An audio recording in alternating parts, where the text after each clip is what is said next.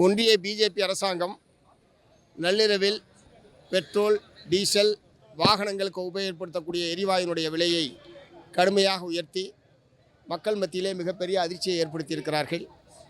கடந்த 10 நாட்களுக்கு முன்பாக வணிக சிலிண்டருடைய விலையை ஒரே நாளில் 1000 ரூபாய் உயர்த்தி ஹோட்டல் தொழிலை முற்றிலும் முடக்கக்கூடிய காரியத்தை இந்த அரசாங்கம் செய்தது.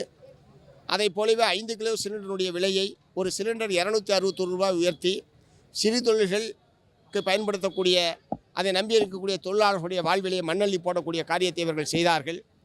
இப்போது இந்த பெட்ரோல், டீசல் விலையை உயர்த்தியிருக்கிறார்கள். அதுக்கு அடுத்த கட்டமாக வீட்டுக்கு பயன்படுத்தக்கூடிய எரிவாயு சிலிண்டருடைய விலையையும் அடுத்த ஒரு சில நாட்களில் கட்டாயம் உயர்த்துவார்கள். ஆகவே இதனால் மக்களுக்கு ஏற்படக்கூடிய பாதிப்புகளை பற்றி கடுகளவும் கவலைப்படாத ஒருவர் தான் நம்முடைய பிரதமராக வாய்த்திருக்கிறார். இதனுடைய விளைவுகள் என்ன என்பதை பற்றி அவர்கள் கவலைப்படுவதில்லை. இந்த பெட்ரோல், டீசலுடைய விலை உயர்வின் காரணமாக விலைவாசி கடுமையாக உயரும். ஏற்கனவே கடுமையான விலைவாசி உயர்வின் காரணமாக எல்லா குடும்பங்களும் தத்தளித்து கொண்டிருக்கிற போது மேலும் மேலும் இந்த குடும்பங்களுடைய தலையில் சுமையை ஏற்றுவது என்பது வன்மையான கண்டனத்துக்குரியது.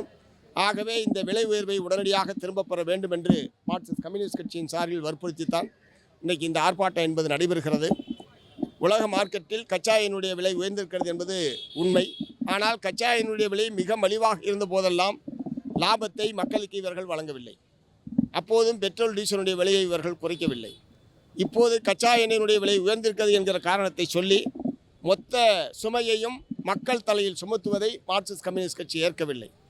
ஒருவேளை எண்ணெய் கம்பெனிகளுக்கு கடுமையான நஷ்டம் ஏற்படுகிறது என்று சொன்னால் அதற்கு மத்திய அரசாங்கம் மானியம் கொடுத்து மக்களை இந்த சுமையிலிருந்து விடுவிக்க வேண்டுமே தவிர நஷ்டம் வந்தால் மக்களுக்கு, லாபம் வந்தால் கம்பெனிகளுக்கு என்கிற அணுகுமுறை என்பது வன்மையான கண்டனத்துக்குரியது.